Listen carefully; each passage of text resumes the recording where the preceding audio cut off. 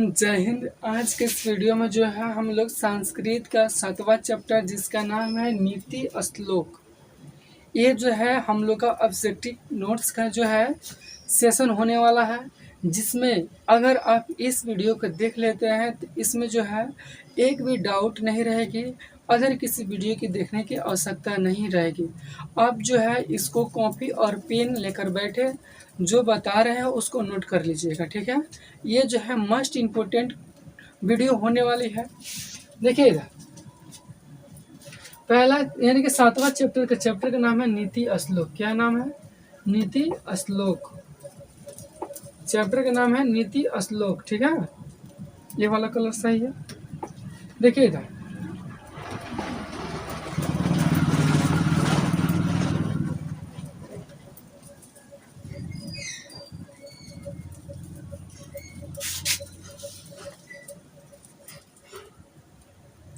पहला नंबर का रहा है नीति यानी कि नीति श्लोक पाठ महाभारत के करा उद्योग पर्व से विदुर नीति से लिया गया है। पूछेगा कौन सा पर्व? तो उद्योग पर्व। कहाँ से लिया गया है? तो महाभारत के उद्योग पर्व से नीति श्लोक पाठ को लिया गया है। उसके बाद जो है इस यानी कि इस पाठ के लेखक विदुर यानी कि महात्मा विदुर जी है। इस पाठ के लेखक कौन है? तो महात्मा विदुर जी है। नीति श्लोक पाठ में कुल 10 श्लोक है। कितना श्लोक है? नीति श्लोक पाठ में जो है 10 श्लोक है। रिवीजन कैसे करेंगे? नीति श्लोक पाठ के लेखक महात्मा विदुर जी है। कहाँ से लिया गया है? तो उद्योग पर्व से लिया गया है। पूछेगा महाभारत के उद्योग पर्व से लिया गया है। यहाँ तक समझ में आ गया। उसके बाद जो है नीति श्लोक पाठ में कुल 10 श्लोक है। युद्ध को करीब देखकर महाराज युधिष्ठिर अपने मंत्री विदुर की मन से यानी कि मन में उठ रहे सवालों का उत्तर पूछते हैं। युधिष्ठिर था जो महाभारत में, वो उनकी आंखों से जो है नहीं दिखाई दे रहा था।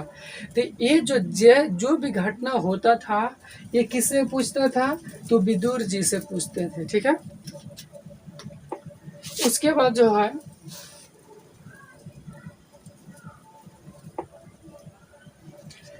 महात्मा विदुर धृतराष्ट्र के प्रश्नों का समुच उत्तर देते हैं। यानी कि जितने भी धृतराष्ट्र जो है विदुर जी से सवाल पूछते हैं, जब यानी कि जो है विदुर जी क्या करते हैं उसका जवाब देते हैं। उसके बाद विदुर जी एक मंत्री थे।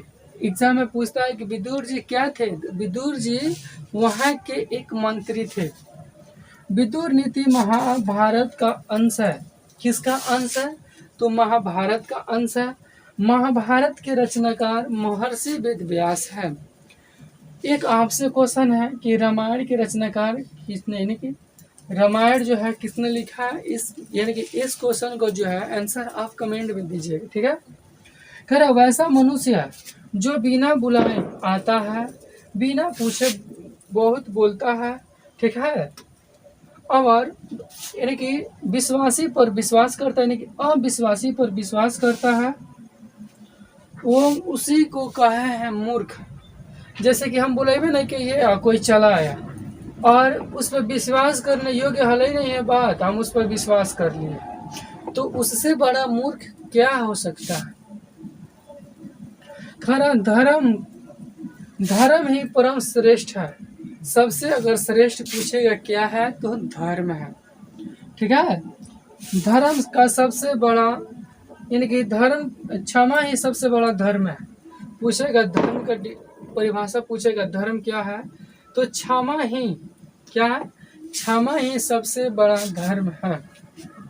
विद्या से परम तृप्ति मिलती है। परम तृप्ति का मतलब होता है यानी कि परमात्मा को प्राप्त कर सकते हैं, मोक्ष की प्राप्ति हो सकती है। अहिंसक सुखवा है। अहिंसक अगर कोई व्यक्ति अगर जीवन व्यतीत करता है तो उसको जो है सुखवा जिंदगी यानी कि सुख जैसे यानी कि उसके जिंदगी में कठिन यानी कि कठिनाई कभी अबे नहीं करेगा, ठीक है।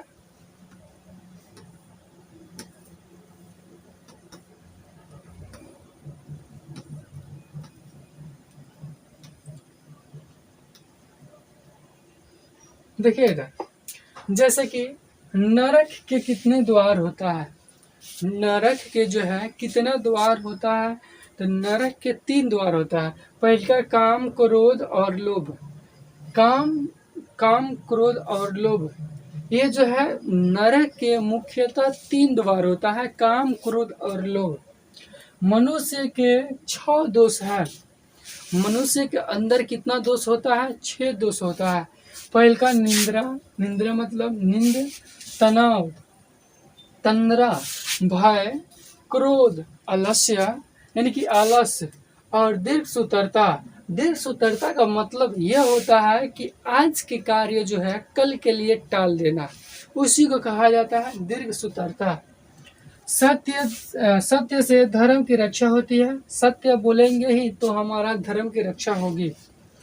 कह रहा योग, योग का मतलब होता है अभ्यास, से विद्या की रक्षा होती है। अगर हम योग कर रहे हैं, तपस्या कर रहे हैं, यानी कि अभ्यास कर रहे हैं, तो किसकी रक्षा होगी, तो विद्या की रक्षा होगी। कह रहा है मिर्जिया से, यानी कि मिर्जिया से रूप की रक्षा, यानी कि रूप की रक्षा होती है। मिर्जिया का मतलब होता है यहाँ पर उपटन, क्या चीज, उपटन से हमारा रूप की रक्षा होती है। ठीक है, आप देखे होंगे जब शादी ब्याह के मौसम, यानी मौसम में सीजन सब आता है, तो इसका ज़्यादातर यूज होता है घरों में, जहाँ पर जिसके घर शादी होती है वहाँ पर। कह रहा देखिए था, कह रहा अच्छे आचरण से, कह रहा अच्छे आचरण से जो होती है कुल की रक्षा होती है। अगर किसी व्यक्ति का अच्छा आचरण रहता है तो नहीं कहता लोग कि कोई ये हमरे कुल का लड़का है। ठीक है, देखिए सदा प्रिय बोलने वाले लोग यानी कि सुलभ होते हैं। यानी कि सुलभ का मतलब होता है ज़्यादातर मीठे बोलने वाले लोग हमारे आसपास बहुत सारे रहते हैं। ठीक है, और जो है अप्रिय बोलने वाले, अप्रिय का मतलब होता है कठोर बोलने वाले पुरुष जो है दुर्लभ होता है।